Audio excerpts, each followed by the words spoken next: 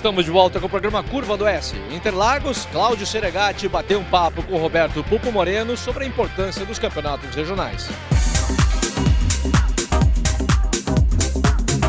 Aí, pessoal, direto da Curva do S, Sua Excelência Roberto Pupo Moreno. Você está aqui em Interlagos conosco já, equipe La Pista, Galassi Racing. Você chegou a andar de regional quando muito novo? Corridas regionais, Brasília, Goiânia, etc. ou não?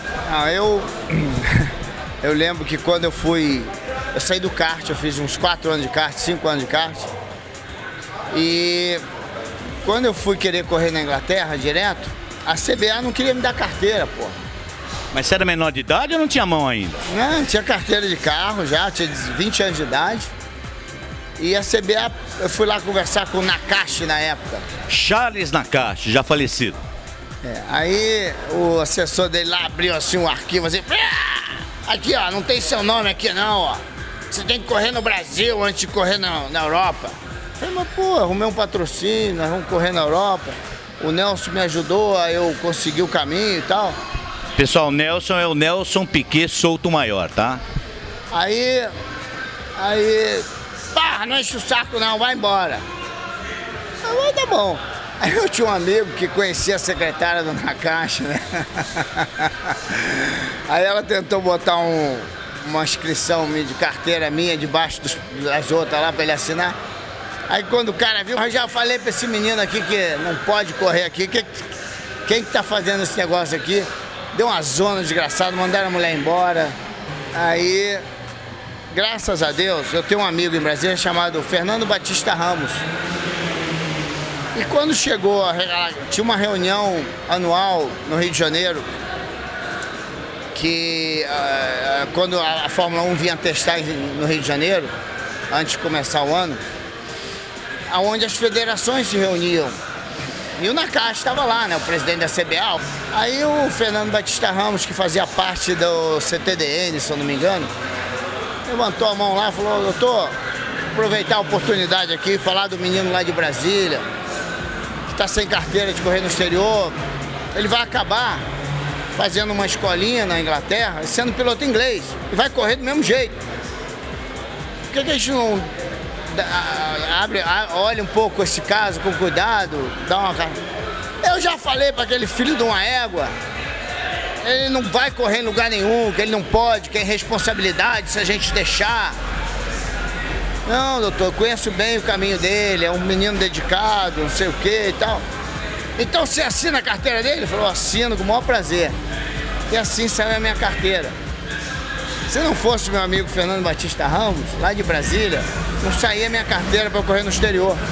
Porque naquela época, o kartista não era reconhecido. Você tinha que correr de carro para poder correr lá fora. E a minha tentativa de correr no carro, eu não deu mais de uma volta. Então, foi uma em Brasília, no Fórmula V, e uma no Rio de Janeiro. No Brasília, teve um problema de combustível, não chegava no carburador.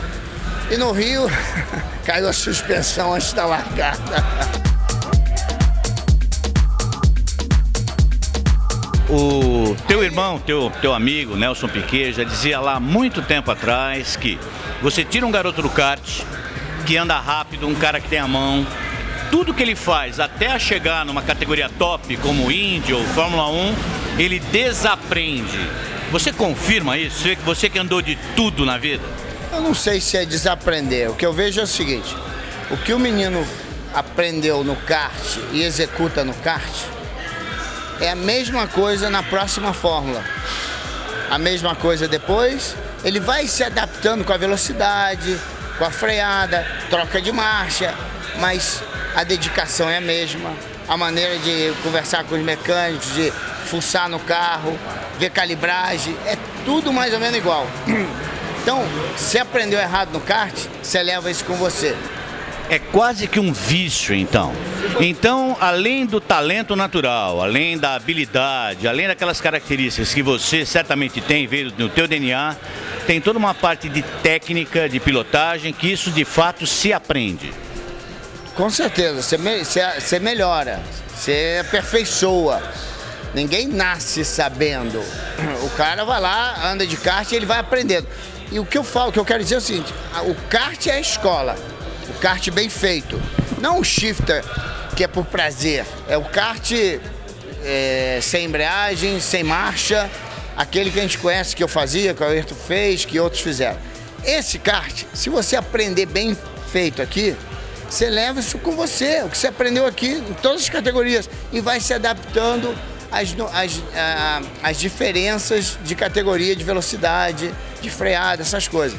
Mas o talento natural você tem, você aperfeiçoa ele no kart e vai melhorando um pouquinho em cada categoria que você vai se adaptando às categorias.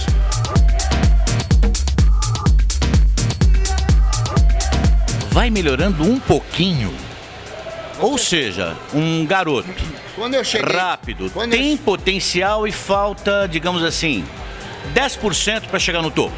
Quando eu fui, preciso te dar um exemplo que é exagerado para você entender. Quando eu saí da Fórmula, eu fiz Fórmula 2 na Inglaterra, na Europa, e fui fazer Indy, quando chegou o oval, eu tive que aprender alguma coisa. Eu não sabia.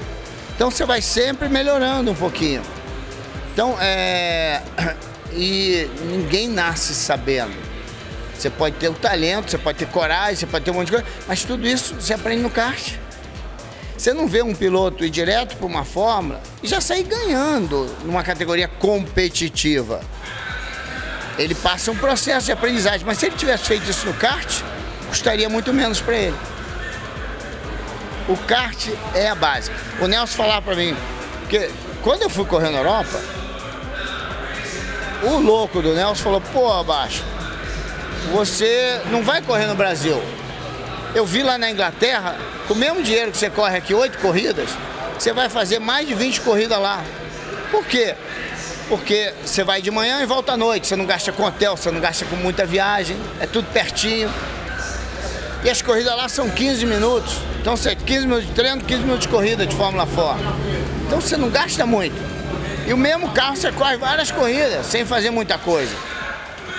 Ah, tá, interessante. Falei, mas e aí, cara? Você vai correr lá, você não vai correr aqui. Eu falei, como é que é isso? Ah, eu já vi tudo. Tá, mas para um pouquinho. Eu não tenho dinheiro para sair do Brasil. Ah, eu tenho um patrocinador meu que não quer ir para a Fórmula 1 comigo. Eu vou falar com ele, ele vai te dar uma mão.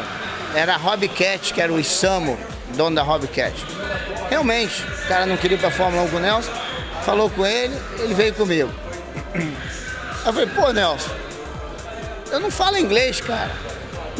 Nunca aprendi uma palavra de inglês. Você precisa falar pra dirigir? Eu falei, não, tem razão. Mas, pô, como é que eu vou me virar lá, pô? Eu tenho que comprar um negócio, vender, fazer inscrição.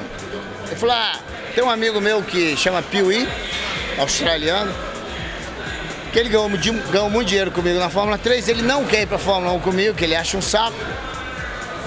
Ele vai te dar uma mão, ele não vai cobrar nada. Pô, legal, ele vai fazer sua inscrição, comprar carro, comprar... Mas você vai ser o mecânico, você vai ser tudo.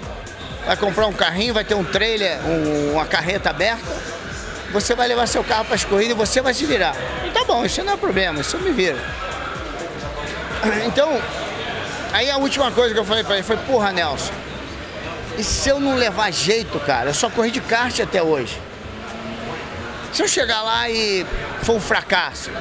Ele pensou um pouquinho e falou, porra, Baixo, toda pessoa que faz bem o kart corre de Fórmula 1.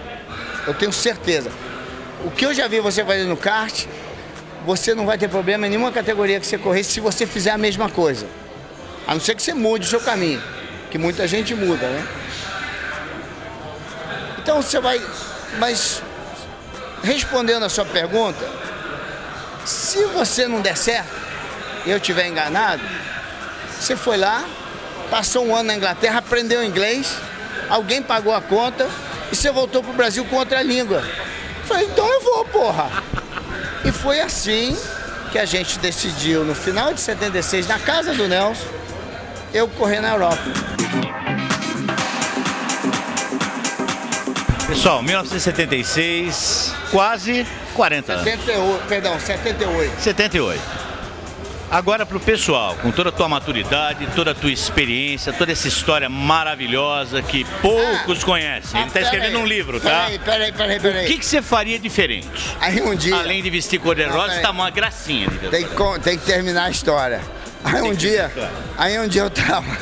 eu tava em Portugal, veio o Charles na caixa. Charles na caixa. O cara da carteirinha. Com 2 guarda-costas com ele. Ô, Roberto, sei o que e tal. Eu olhei pra ele e falei, pô, eu conheço esse cara de algum lugar. Ó, não vai falar palavrão, senão não vai pro ar, hein? Aí eu falei, vem cá, você não é o Nakashi? Claro, eu sou o presidente da CBA. Falei, você lembra aquele menino de Brasília que você não queria dar a carteira? Ele foi ficando branco, e ele começou a entender que eu era aquele menino que ele não queria dar a carteira, cara. Pois é. E eu contei a história pra ele na frente dos meninos, dei as costas e saí andando. Graças a Deus, Deus me deu essa oportunidade de mostrar pra ele que ele estava errado. E dali pra frente, o ano seguinte, o Ayrton Senna não teve problemas de ter a carteira dele. Porque ele fez a mesma coisa, ele saiu do kart e foi. Porque eu abri a porta no ano anterior. Então, pelo menos alguma coisa de bom eu fiz na CBA. Não, ele fez um monte de barbaridade, esse cara.